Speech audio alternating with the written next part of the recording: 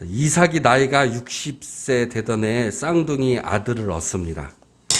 그때 아브라함의 나이가 160세였어요. 왜냐하면 아브라함이 이삭을 낳을 때가 100살이었고 그의 어머니 사라가 90세에 이삭을 낳았어요. 그러니까 이삭이 60세 되던 해는 아브라함이 나이가 160세 되던 해예요. 아브라함이 177세까지 살았으니까 아직 살아있었을 때에 이삭이 60세 되던 해 쌍둥이 아들을 얻게 된 거죠. 얼마나 좋았겠어요. 100살 때 낳은 아들이 60세 때에 또 아들을 낳아서 160세 때에 쌍둥이 손자를 봤으니 되게 귀한 아들이었을 거예요.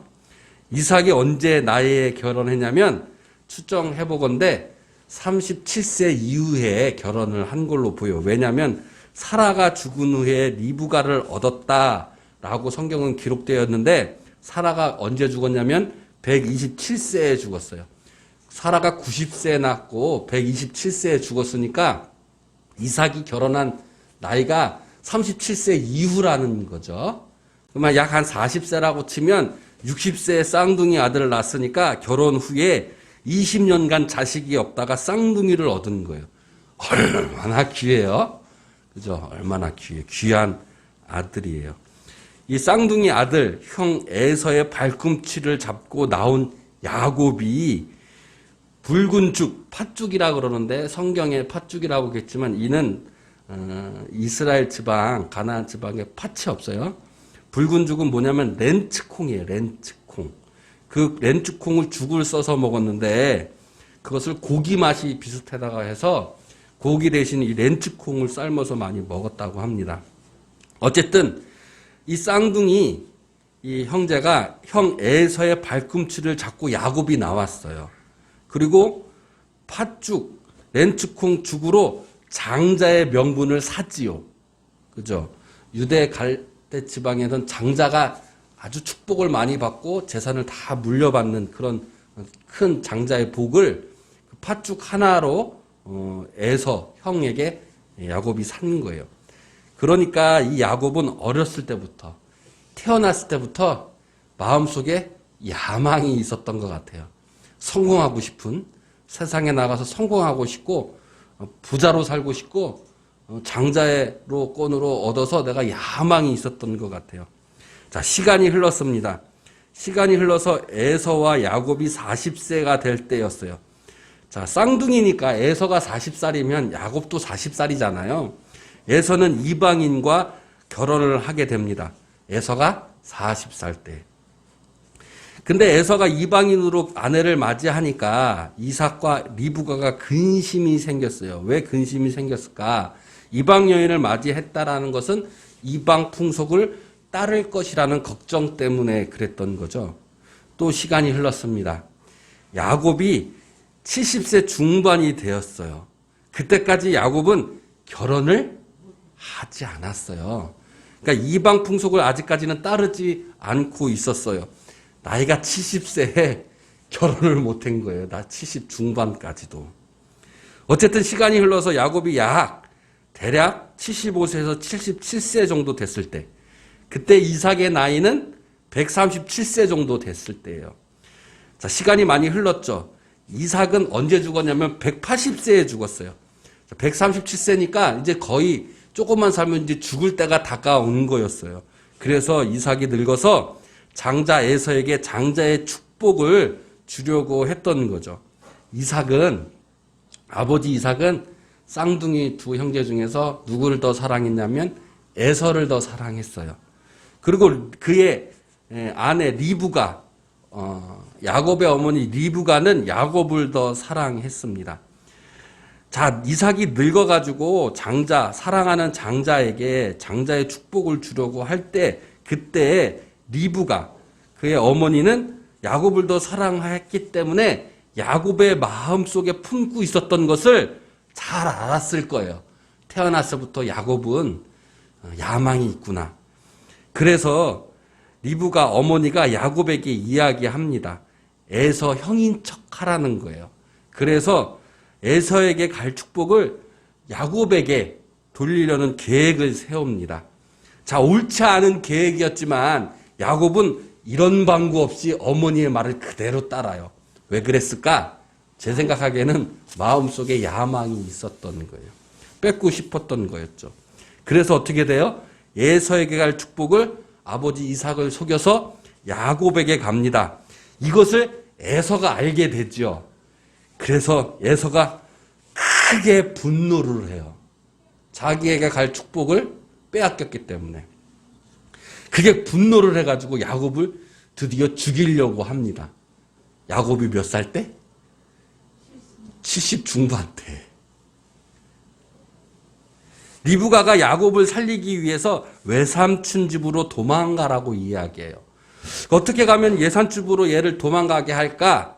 그 핑계가, 그 이유가 뭐냐면 아버지 이삭한테 얘기한 거예요. 야곱이 아직 결혼을 못했으니까 결혼을 시키기 위해서 이방인하고 결혼시키지 말고 외삼촌 집에 가서 결혼시키자 해서 그 핑계로 외삼촌으로 집으로 도망가라고 이야기합니다. 그때 야곱의 심정은 어땠을까요? 나이 70대 중반 되어서.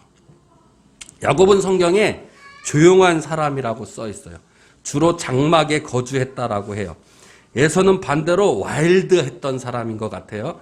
사냥을 즐겨 했어요. 또 이삭이 농사를 짓기 시작할 때 집안에서 농사일을 도왔던 사람일 것 같아요. 주로 어머니 곁에 늘 있었고 어머니 보호 아래, 어머니 사랑 안에 있었던 사람이었어요. 반대로 에서는 들에서 사냥하고 아마 양치는 사람이었을 거예요. 그런데 조용한 그 성격이었어도 집안일만 하고 농사만 조용히 짓는 그 야곱의 마음속에는 오히려 큰 야망을 품고 있었죠. 큰 부자가 되고 싶었고 누구보다 성공하고 싶었어요. 그래서 에서의 발꿈치를 잡고 나왔고 젊었을 때 장자권을 팥죽 한 그릇으로 빼앗았어요. 마지막에는 나이가 70대 중반이 되어서 어머니의 말대로 아예 장자의 축복권의 기도까지도 빼앗았던 거죠. 그런데 야곱의 현실은 어땠어요? 마음속에 있는 그 현실과는 너무나도 달랐어요. 마음속에 야망은 품고 있고 성공하고 싶었지만 자기의 현실은 환경은 전혀 그러지 못했어요. 자기의 야망과 성공 다 이룰 수 없었던 차남의 삶을 살았던 거죠. 그리고 아버지에게도 사랑을 받지 못했어요. 현실은 냉혹했어요. 현실은 그를 성공의 마음속에 품었던 야망을 펼치지 못하는 현실이었고 환경이었어요. 그리고 또 40세의 형은 장가 갔지만 자기는 장가도 가지 못했어요. 70이 넘어서도 어머니의 도움으로 살 수밖에 없었던 처량한 사람이 야곱이었던 거예요. 30세, 40세가 넘어도 엄마 품속에서 그냥 있고 먹고 자고 그 어머니 도움으로는 살 수 없는 세대를 캥거루 세대라고 한때 이런 얘기가 있었죠. 야곱이 꼭 그런 사람이었던 거예요.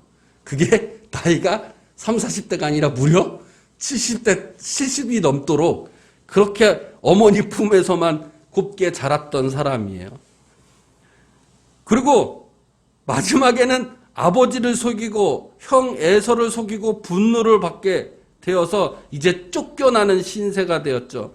편안하게 살던 집에서 보호를 받고 있던 어머니 곁에서 이제 떠나서 도망자의 신세가 된 거예요. 인생의 반을 살았던 아무것도 이룬 것이 없는 아무런 희망이 보이지 않았던 야곱이었던 거였죠. 아무것도 없었어요. 인생의 반을 살았다는 이 야곱이. 희망도 보이지 않았어요. 그때 도망가는 그 길가에서, 그 광야에서 몸도 피곤하고 마음도 피곤하고 너무나도 지쳤던 야곱이 한 돌을 가져다가 베개로 삼고 누워서 잠을 청합니다. 그때 야곱의 마음을 한번 생각해 보세요. 그 밤하늘에 무수히 많은 별들을 바라보면서 자신의 처지를 생각했겠죠. 아, 내 인생 이제 망했구나. 내가 이제 도망자 신사가 됐구나. 내가 아버지와 형을 속여서 내가 사기꾼이 되었구나. 내 야망 때문에. 또 내가 사랑받던 어머니 곁을 떠나서 이 광야에서 내가 지금 뭐 하는 거지? 그때 갑자기 하나님의 음성이 들리는 사건이 벌어지는 것이 오늘 본문의 이야기인 거예요.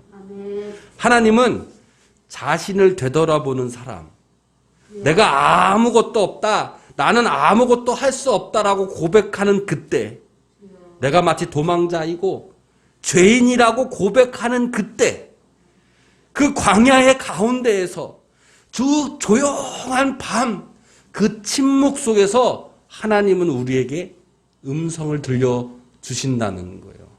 오늘 그 음성이 이 야곱에게 들렸는데 창세기 28장 12절에 야곱이 꿈을 꿉니다. 그 꿈에 본 것이 뭐냐면 땅과 하늘을 연결하는 사닥다리를 보게 돼요. 그리고 그 사닥다리에서 땅과 하늘을 연결하는 그 사닥다리에서 하나님의 사자들이, 천사들이, 선지자들이 땅과 하늘을 오르락 내리락 하는 모습을 꿈속에서 보게 되는 거예요. 이것이 무엇이지?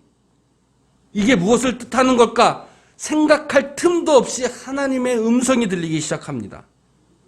아무것도 없던 야곱에게 실패한 인생, 자신의 야망을 품고 있었던 그 야곱에게, 아무것도 이루지 못했던 야곱에게 이제 어머니의 보호 아래 의지했던 인생이었지만 그마저 없었던 그 야곱에게 하나님의 음성이 들린 거예요. 야곱은 사실 이때까지 성경에 축복을 받을 만한 일을 한 적이 없어요. 하나님께 예배를 잘 드렸다라는 기록도 없고 하나님을 잘 믿었다라는 기록도 없어요. 오히려 야곱은 이때까지 야망을 품고 있었고 그 야망을 풀출하고 싶었지만 숨기고 있으면서 마지막에는 아버지와 형을 속이는 사기꾼이 되었던 사람이요. 축복을 받을 이럴 만한 한 가지의 행동도 하지 않았던 게 야곱이었는데 어느 날 갑자기 자신을 되돌아보고 내가 아무것도 할 수 없음을 고백하고 내가 도망자이다 죄인이라는 것을 고백하고 그 고백하는 그 순간 그 광야에서 그 고요한 그 밤에 아무도 없는 그 침묵 속에서 하나님이 나에게 찾아오셔서 나에게 느닷없이 갑자기 축복을 주신다는 이야기를 꿈속에 한다는 거예요. 야곱에게 하나님께서는 두 가지의 축복을 약속해 주셨어요. 어느 날 느닷없이 갑자기 아무것도 받을 만한 행동을 한 적이 없는데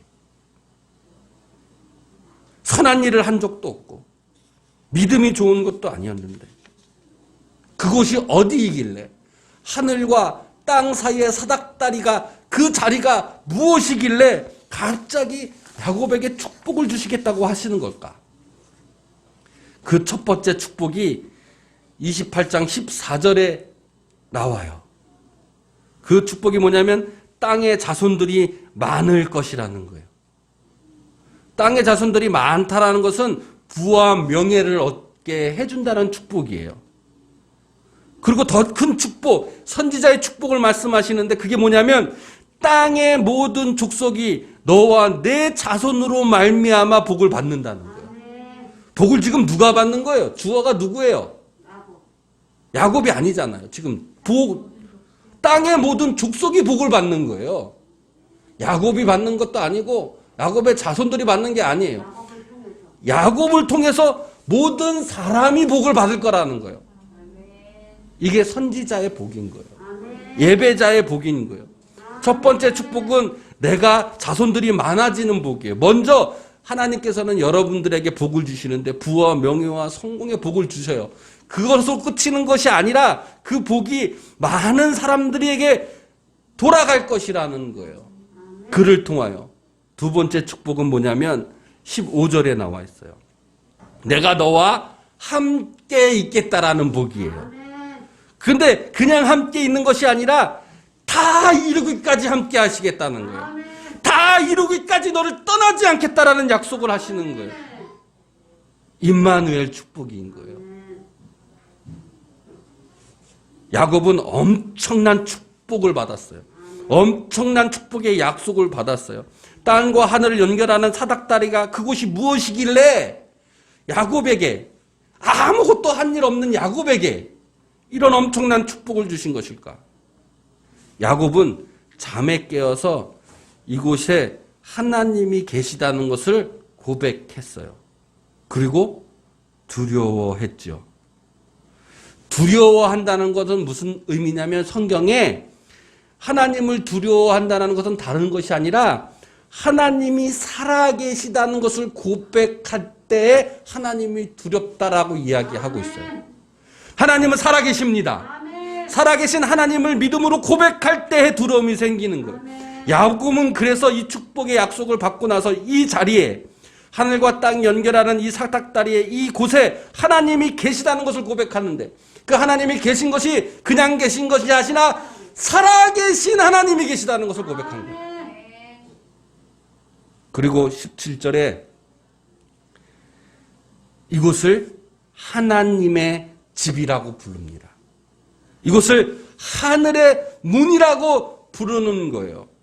그것을 벳엘이라고 이야기합니다. 벨은 집이고 엘은 하나님이에요.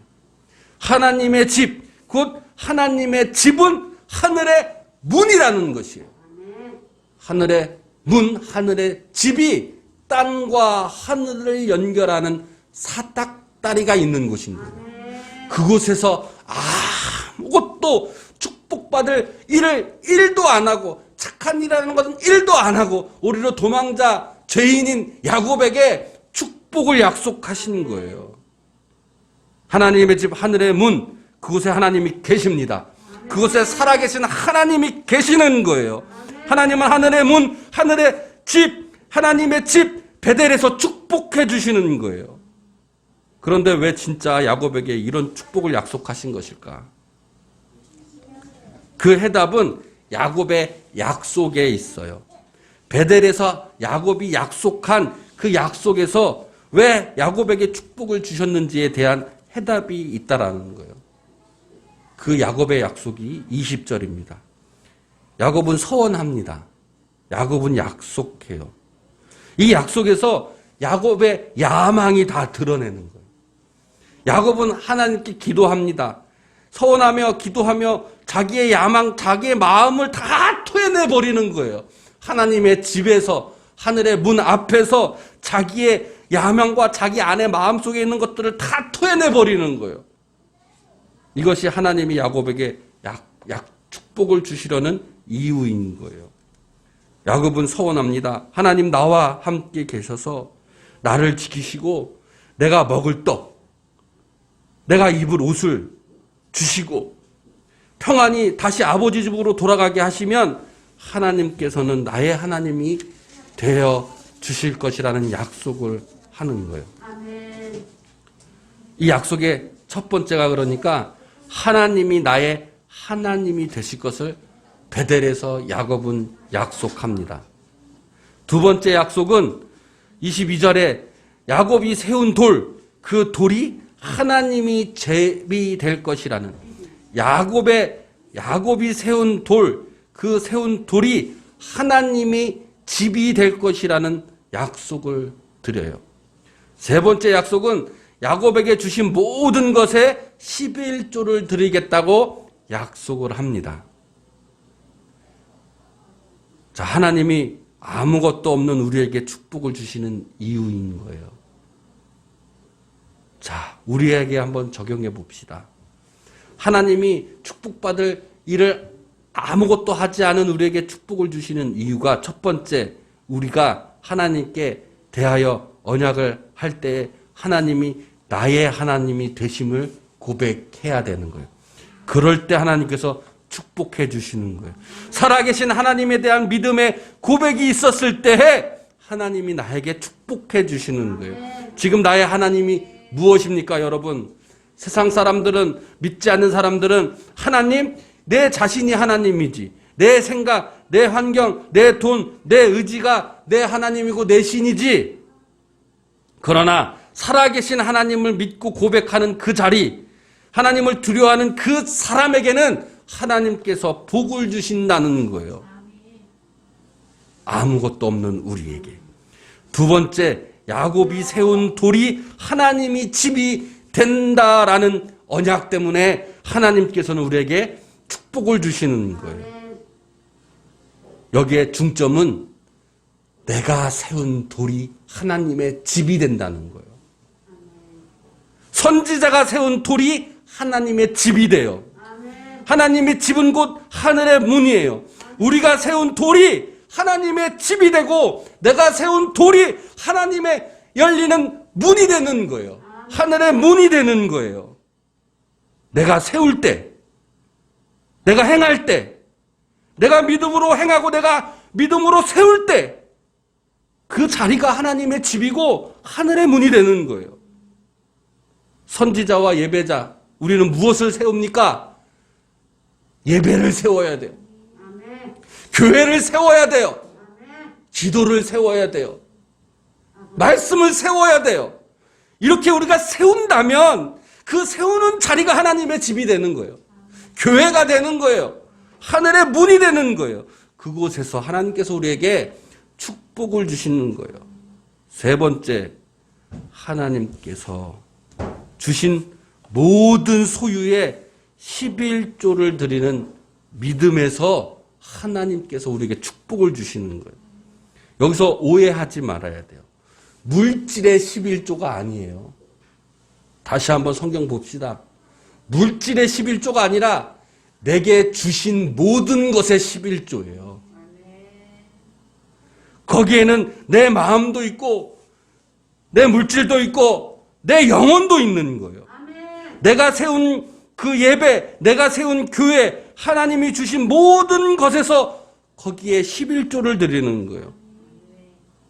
11조는 대표적인 그 하나를 드림으로 내 모든 것을 드리는 거예요. 곧 작은 일 하나, 그게 11조가 되는 거예요. 나를 위한 일이 아니라 하나님을 위한 작은 일 하나가 11조가 되는 거예요. 그 작은 일 하나를 하나님께 드림으로 11조의 믿음이 되는 거예요. 내 모든 소유의 11조를 드리는 거예요. 여러분 주위 사람을 위해서 이거 커피 하나 사주는 거, 내가 이 사람에게 커피 하나 사주는 거, 나를 위해서 이 사람을 사주는 게 아니라 하나님을 위해서 내가 이 사람에게 커피 하나 사줘야지. 이게 11조 믿음인 거예요. 그 대표적인 하나를 통하여서 그 사람의 모든 것을 하나님께서 받아주시는 거예요. 뭐를? 그의 선한 행동의 모든 것들을. 그러므로 인해서 축복이 일어나는 거예요. 나를 통해서 많은 사람들이 복을 받는 거예요. 그것이 하나님이 원하시는 일이에요. 하나님이 원하시는 일이며 하나님께서 우리에게 얘기하시는 세우는 돌이 되는 거예요. 여러분이 세울 때, 여러분이 행할 때, 여러분의 소유의 모든 것에 11조를 드릴 때 하나님께서 여러분에게 축복을 주시는 거예요. 그래서 야곱에게 하나님은 축복을 주신 거예요. 야곱이 베델에서의 약속 세 가지를 통해서 하나님께서 우리에게 두 가지의 축복을 주신 것이었죠.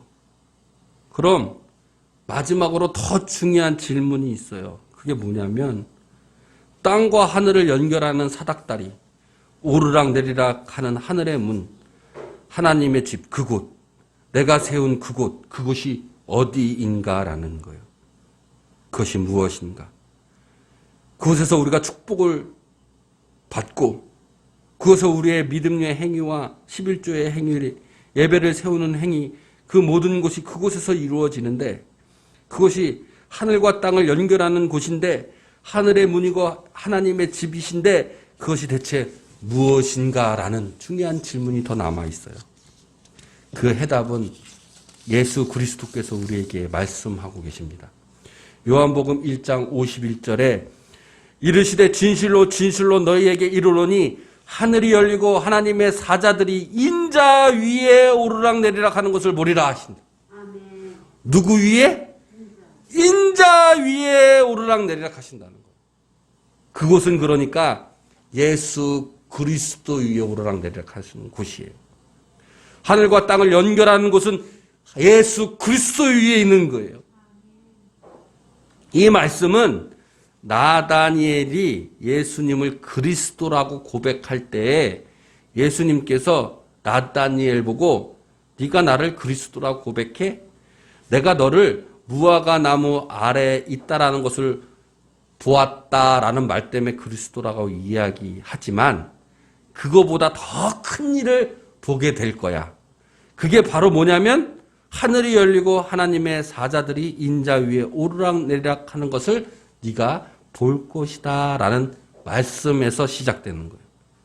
그러니까 다시 설명하자면 나다니엘이 예수를 그리스도라고 고백할 때는 무화과 나무 아래에 있다라는 것을 본 것 때문에 그런 거예요.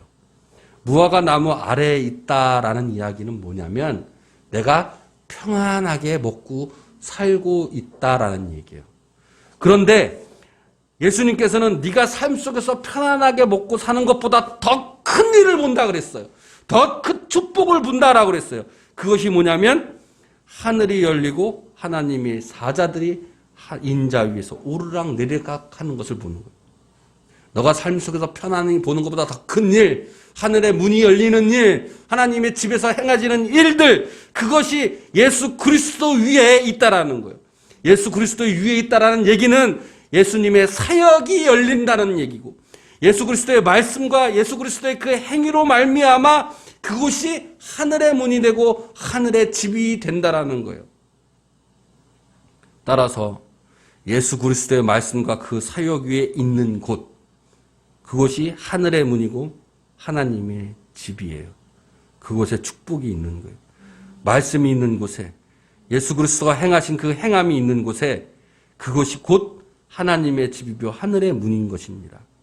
그러므로 야곱이 약속했던 베델에서 드렸던 그 11조는 말씀, 믿음의 행위인 거예요. 그것이 예수 그리스도인 것이고 예수 그리스도가 11조가 되시는 역사인 거예요. 그것을 내가 세우는 거예요. 야곱이 세웠듯이, 선지자가 세우듯이 성도가 세워야 하는 거예요. 성도가 세우면 예수님의 말씀과 예수님이 행하신 믿음의 행위를 성도가 세우면 그것이 하나님의 집이 되고 하늘의 문이 되는 거예요. 땅과 하늘이 연결되어지는 것이에요. 그것이 어디입니까? 그것이 이 땅의 교회인 거예요. 그것이 이 땅의 예배가 되어지는 거예요. 그럼 하나님께서 우리에게 두 가지 축복을 주십니다.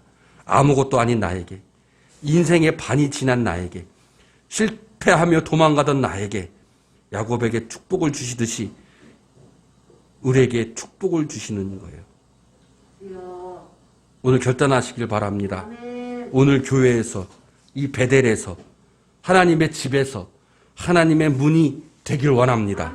여러분의 삶터에서 예수님의 말씀이 흘러나오고 여러분의 삶터에서 여러분이 예수 그리스도의 행위, 그 작은 선한 일을 할 때에 그곳이 교회가 되며 그곳이 하늘의 문이 되며 하나님의 집이 되길 원합니다. 그곳이 여러분의 축복의 장소가 되길 원합니다. 하나님이 늘 우리와 함께 하실 거예요. 다 이루기까지. 그리고 우리로 인해 많은 사람들이 복을 받게 될 것이에요. 작은 일 하나하나가, 하나님을 위한 작은 11조 같은 믿음의 행위 하나가 우리의 11조가 되어서 예수님의 말씀과 그의 사역을 우리의 세움을 통하여, 교회의 세움을 통하여, 예배의 세움을 통하여 여러분이 누릴 축복을 받으시기를 원합니다. 이 축복 속에서 여러분 하늘 문이 열릴 줄로 믿습니다. 우리 기도하시겠습니다.